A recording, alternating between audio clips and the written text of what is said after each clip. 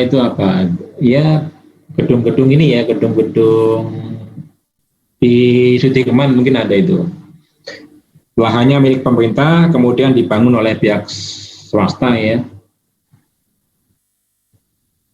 termasuk gedung Indosat itu juga kalau nggak salah itu tanahnya punya Kementerian Pariwisata, Pos dan Telekomunikasi. Dulu ada Kementerian Postel ya. Kemudian dibangun oleh Indosat, masa konsesi sekian 30 tahun kalau nggak salah. Setelah itu dikembalikan. Yaitu dalam rangka strategi tadi mensiasati keterbatasan anggaran pemerintah. Bagus-bagus saja ya, yang penting fair perjanjiannya, tidak merugikan pemerintah, tidak merugikan rakyat banyak gitu. Nah kalau kita lihat, kita perhatikan di kontrak-kontrak pertambangan kan, kalau kita lihat ya, itu sangat sedikit sekali ya bagian pemerintah. Bagian pemerintah itu sangat sedikit. Tapi kalau di KSP, saya lihat di PP 27 itu, ya 50-50 lah. Kerjasama pemanfaatan. Misalkan Kementerian Perhubungan punya dermaga, punya pelabuhan, kemudian dikelola oleh badan usaha. Kementerian Perhubungan nanti mendapatkan bagian tetap, pendapatan tetap. Selain itu dapat pembagian yang persentase dari pendapatan. Biasanya 50-50 itu, ya 55, 45, 57, 43 gitu masih. Ini BKS, PSK, bedanya kalau BKS bangun kelola serah, berarti pada saat diperjanjikan ya, berdasar perjanjian di situ direklas saja dari aset tetap menjadi aset kemitraan, kemudian nanti akan diakui sebagai aset tetap pada saat diserahkan. Pada saat sudah selesai pengelolaannya, diserahkan kepada pemerintah, baru diakui kembali menjadi aset tetap pemerintah. Kalau BSK bangun, kemudian diserahkan, berarti pada saat perjanjian sama, aset tetap direklas menjadi aset kemitraan, aset kemitraan pada aset tetap, kemudian pada saat penyerahan di situ ada pengakuan utang ya, karena pemerintah pihak ketiga sudah membangun, sudah mengeluarkan uang di situ untuk membangun, sehingga dari sisi pemerintah mengakui adanya utang kemitraan, utang kemitraan. Itu bedanya di situ. Kemudian nanti sepanjang masa pemanfaatan, masa konsesi ya, itu nanti akan mengurangi utang itu dengan adanya pendapatan pemerintah, kemudian utangnya berkurang sampai akhirnya nanti selesai masa konsesinya, diserahkan kepada pemerintah, diakui sebagai aset tetap, Jadi bedanya di situ aja. Kalau BSK pada saat penyerahan di situ ada pengakuan utang kemitraan. Kalau BKS tidak ada pengakuan utangnya, karena penyerahannya nanti setelah selesai masa konsesinya. Nah ini KSP ya, KSP pendanaan BUMN tadi, Kemenhub punya bandara, punya dermaga, punya pelabuhan yang dioperasikan oleh pihak ketiga, oleh ASDP atau oleh Angkasa Pura. Itu bagian dari kerjasama pemanfaatan. Saya yakin sudah dibahas kalau sudah mempelajari pengelolaan BUMN, termasuk pembagian keuntungannya ya, pembagian pendapatannya. Kemudian aset konsesi jasa, ini mungkin kerjasama pembangunan infrastruktur ya, kerjasama pembangunan infrastruktur. Betul ya, Viva ya? Iya, Pak. Aset konsesi jasa ini sama dengan KSPI kalau di pengelolaan BUMN. Iya, sepertinya, Pak. Saya lupa. Iya, dulu bentuk-bentuk pemanfaat BUMN kan bisa sewa, bisa bisa disewakan, kemudian bisa di KSP kan, bisa Iya, juga di kerjasama pembangunan infrastruktur. iya, Pak, benar. Ini misalkan tadi pembangunan jalan tol ya, pembangunan bandara juga termasuk kalau yang membangun pihak swasta. Kalau KSP kan sudah jadi bandaranya, sudah jadi pelabuhannya. Pihak ketiga tinggal mengelola saja. Tapi kalau yang aset konsesi jasa ini pihak mitra yang bangun, kita menyediakan lahannya saja. Kemudian nanti dapat konsesi berapa puluh tahun, dia mengelola atas nama pemerintah ya, jadi tetap atas nama pemerintah, pelayanan pemerintah, hanya pihak tadi yang mengelola saja. Aset yang digunakan untuk menyediakan jasa publik atas nama pemerintah dalam suatu perjanjian konsesi jasa. Ini bisa disediakan oleh mitra membangun, mengembangkan atau memperoleh dari pihak ketiga, merupakan aset yang dimiliki oleh mitra atau disediakan oleh pemerintah, di mana merupakan aset yang dimiliki oleh pemerintah atau merupakan peningkat kapitalisasi terhadap aset milik pemerintah yang dipartisipasikan. Kalau penyediaan aset oleh milik pemerintah biasanya di KSP ya, kontraknya di kerjasama pemanfaatan. Kalau sudah jadi asetnya. Kalau yang aset konsesi jasa biasanya pemerintah hanya menyediakan lahannya, menyediakan tanahnya. Kemudian ini perjanjian konsesi jasa, kemudian masa kemitraan atau konsesi jasa.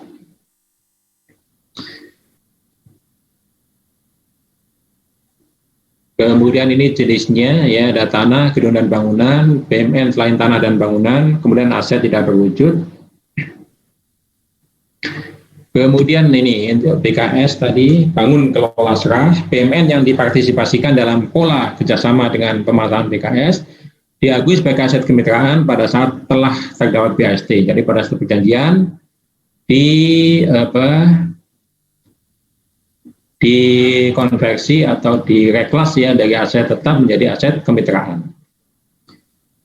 Kemudian aset berupa bangunan atau sarana berikut fasilitasnya yang berasal dari mitra dijelaskan di CLK. Kemudian pada akhir masa kerjasama pemanfaatan, aset berupa bangunan diakui sebagai BUMN, diakui sebagai aset tetap. Kemudian dalam hal perjanjian mensyaratkan sejumlah kecil pembayaran oleh pemerintah, maka selisih nilai buku aset yang berasal dari mitra dan sejumlah kecil pembayaran diakui sebagai pendapatan. Nilai buku aset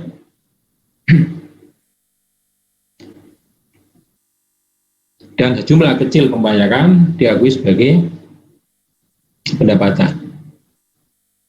Ini tuh BKS, kemudian BSK. Kalau BSK ada pengakuan ini tadi, kewajiban kemitraan ya, utang kemitraan. Kemudian konsesi jasa, yang tadi misalkan pembangunan jalan tol, pembangunan bandara, tapi kalau bandara biasanya pemerintah yang bangun ya, bukan masuk dalam konsesi. Biasa kerjasama pemanfaatan lebih tepatnya.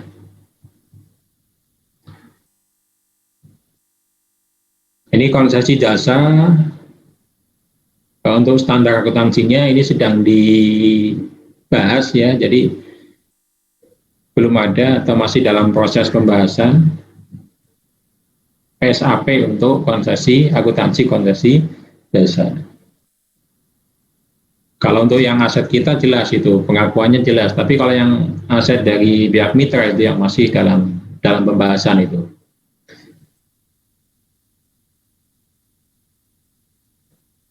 Ini pengukurannya BEKS, kemudian BSK dan aset konsesi.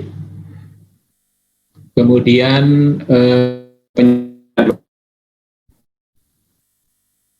diungkapkan hal-hal umum terkait dengan hak dan kewajiban para pihak, ya. Kemudian setelah perolehan aset kemitraan, perlakuan setelah perolehan aset kemitraan, pada akhir masa konsesi aset kemitraan direklas ke dalam jenis aset tetap atau aset tak berwujud.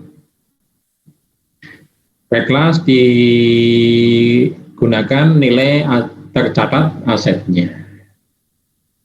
Kemudian ini kas yang dibatasi penggunaannya,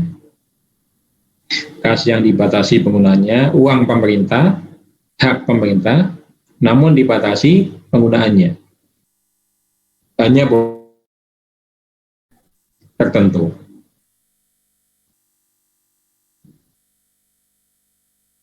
Ini misalkan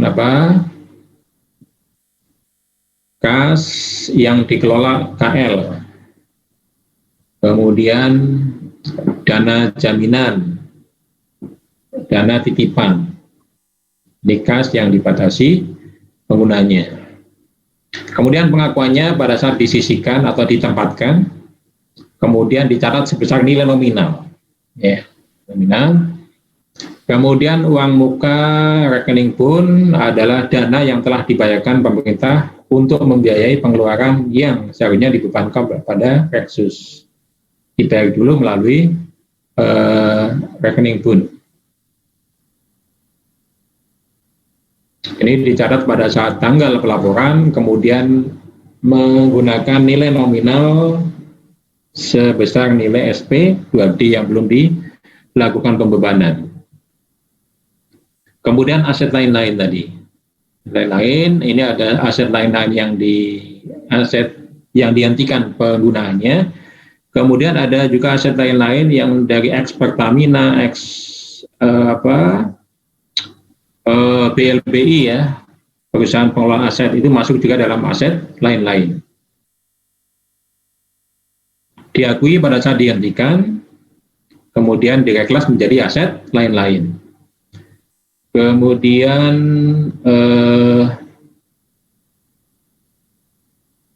ini tadi, ini kemitraan dengan pihak ketiga, paling banyak tentu saja di Kementerian PU, kemudian Kementerian Pertahanan juga punya banyak tanah, ya, kemudian Kementerian Perhubungan, ini punya bandara dan pelabuhan yang dikerjasamakan dengan pihak ketiga, dimitrakan dengan pihak ketiga. Kemudian Kementerian Pariwisata, ini terkait dengan pengelolaan objek-objek wisata, ya.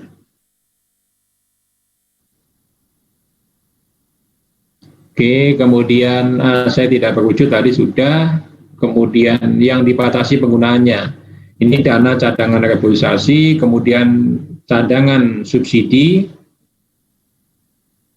dana PFK, kemudian kas di perwakilan luar negeri, dan dana lainnya. Paling banyak dana lainnya, 186 triliun. Apa isi dari dana lainnya, ini bisa dicek di CALK-nya.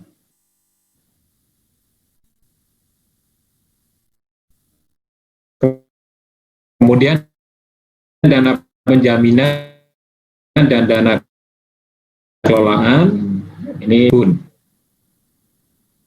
Ini dana, kemudian dana kelolaan, ini pada Elman paling banyak ini, ya, untuk pembebasan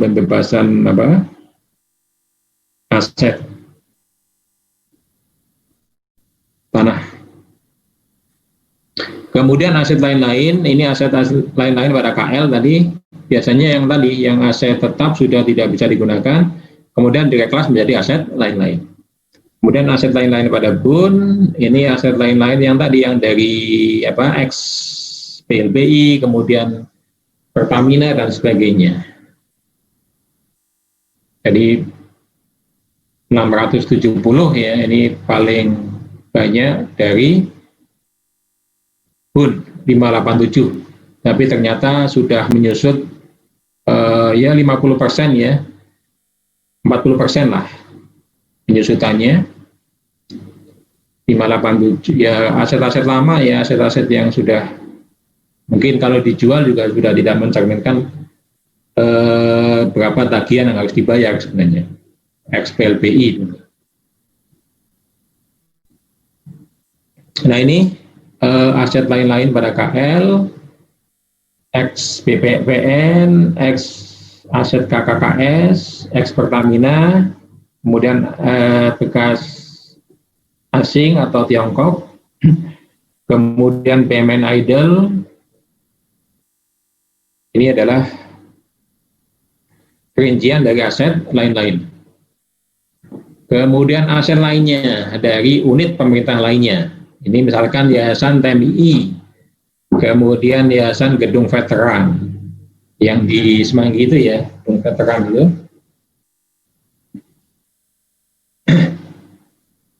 Kemudian Otorita Asahan, kemudian Basnas, Badan Wakaf, SKK Migas, kemudian Bapertarum, OJK, dan Badan Pengelola Keuangan Haji. Ini masuk di aset lainnya dari unit pemerintah lainnya. Nah ini jurnal BSK berarti tadi ada utang kemitraan ya. Pada saat awal tanda tangan kontrak biasa konversi saja dari aset tetap menjadi aset kemitraan. Kemudian setelah dibangun,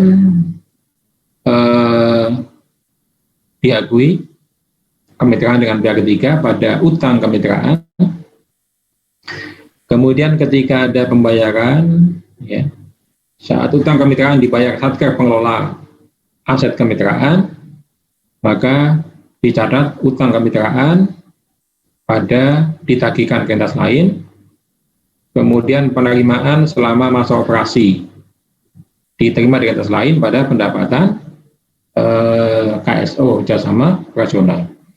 Setelah selesai masa konversinya, masa operasinya dikembalikan kepada pemerintah, dicatat aset tetap pada kemitraan dengan pihak ketiga. Itu kalau BSK. Kalau BKS ini hanya di awal dan pada saat diserahkan. Di awal konversi dari aset tetap menjadi kemitraan, pada saat diserahkan, ya setelah selesai masa pengelolaannya, dicatat aset tetap pada kemitraan. Tidak ada jurnal pengakuan utangnya di sini. Kemudian kas yang dibatasi penggunaannya pada saat pembentukannya, aset lainnya pada kas dan setara kas. Kemudian saat pembentukan aset lain-lain ini konversi saja ya. Reklas dari aset tetap, berarti aset tetap di kredit, kemudian aset lainnya di debit. Kemudian ketika dihapuskan ya akumulasinya di debit, kemudian aset lain-lainnya di kredit. Oke, itu ya untuk aset lainnya. Untuk aset lainnya, kita masih ada waktu 10 menit. Mungkin ada yang mau didiskusikan, silakan ya. Kalau diskusi di grup dosen sih untuk ujiannya nanti masih seperti TS ya. Jadi melanjutkan siklus, melanjutkan laporan yang belum selesai, LPE dan neraca. Jadi LRA, LO, LPE, neraca selesai. Kemudian ada juga yang usul tidak perlu pakai soal IC ada. Karena lama periksanya katanya. Ada yang usul begitu.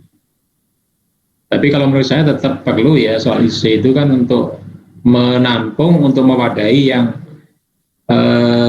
pertanyaan-pertanyaan yang tidak masuk di dalam soal siklus itu. Siklus kan paling sederhana ya, penyusunan laporan keuangan satuan kerja. Nah, yang transaksi-transaksi bun misalkan ya, transaksi-transaksi di luar satuan kerja, nah itu di mana diujikannya? Misalkan terkait dengan investasi dulu ya, kan nggak ada tuh di Satker. Kalau LK-nya Satker, nah itu bisa tuh dikeluarkan di soal C. Kemudian ya itulah untuk menampung itu. Oke ya, jadi sementara masih seperti itu posisinya, nanti update-nya ya kita informasikan. Oke, sampai di sini ada pertanyaan, ada hal-hal yang mau didiskusikan? Pak. Iya, silakan. Ini Pak, masih agak kurang paham perihal utang kemitraan. Boleh minta tolong dijelasin ulang nggak Pak? Sama proses pencatatannya itu pas kapan gitu Pak? Pas di mananya? Utang kemitraan.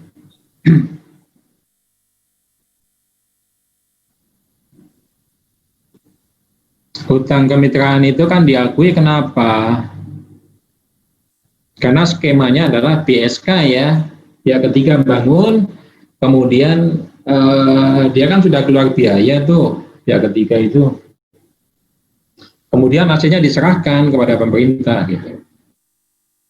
Maka pemerintah mengakui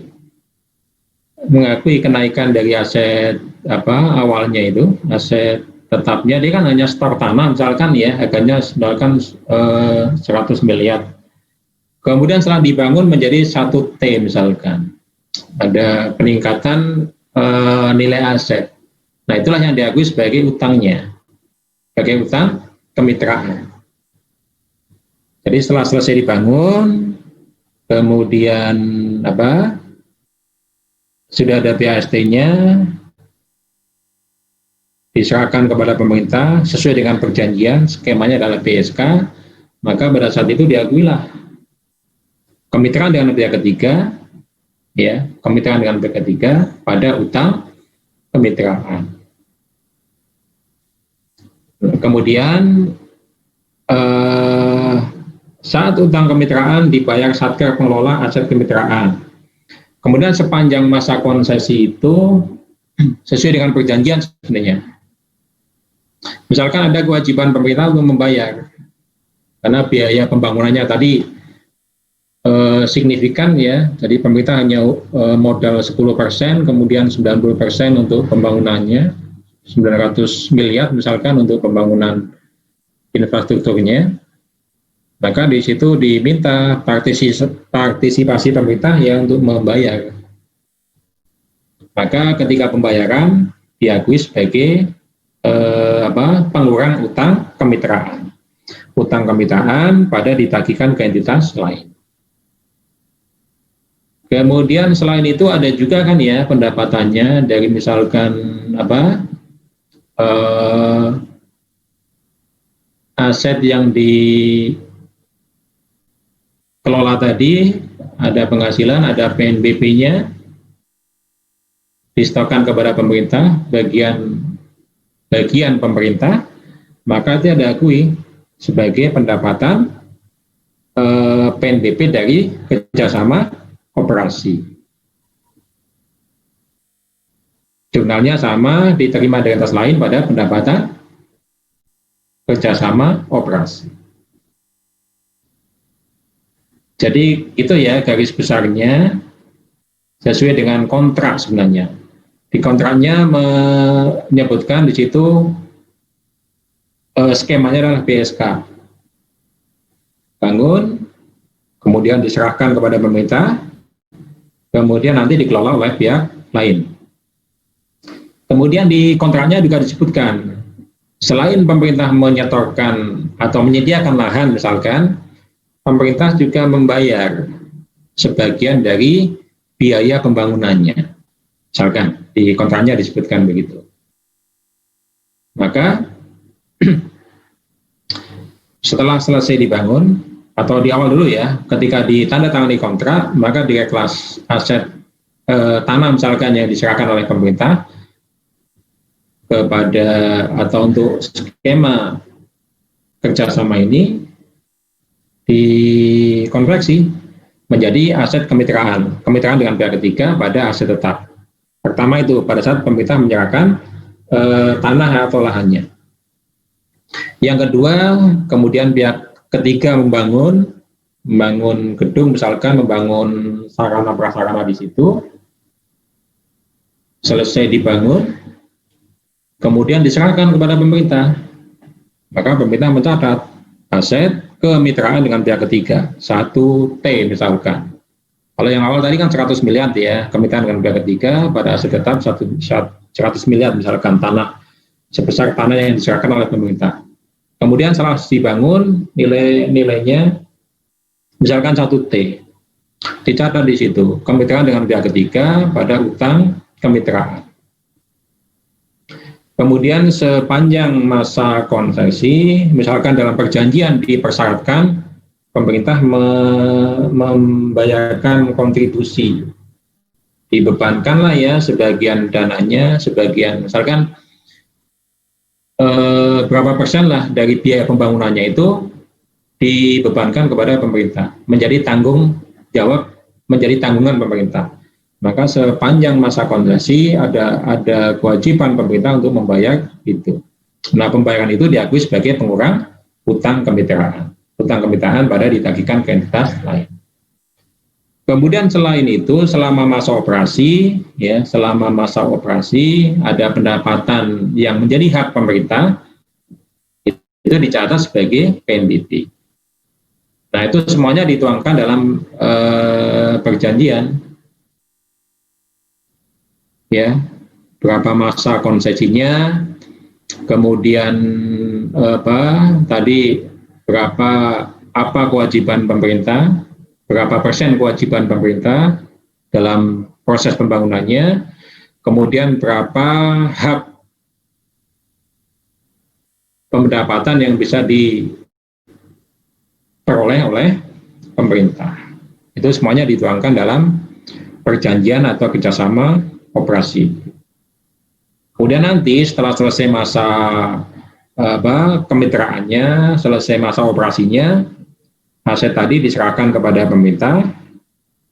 Pemerintah akan mencatat aset tetap pada kemitraan dengan pihak ketiga. Itu ya contoh umumnya begitu. Ada contoh soalnya enggak? Belum nemu sih Pak. Ya, kalau ada contoh soal dari kelas lain boleh juga di-share ya, nanti kita bisa diskusikan. Baik Pak, kasih Pak. Oke, masih ada lagi, rupanya tinggal 1 menit ya waktunya ya.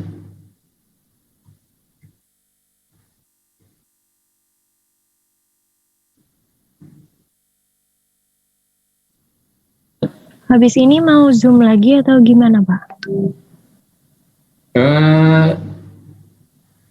Ya, kita buka Zoom lagi, satu lagi. Cuman mungkin nanti kalau nggak ada pertanyaan ya kita bagi tugas nanti ya. Kan ada PMK 234 tadi. PMK 234. Nah, perubahannya adalah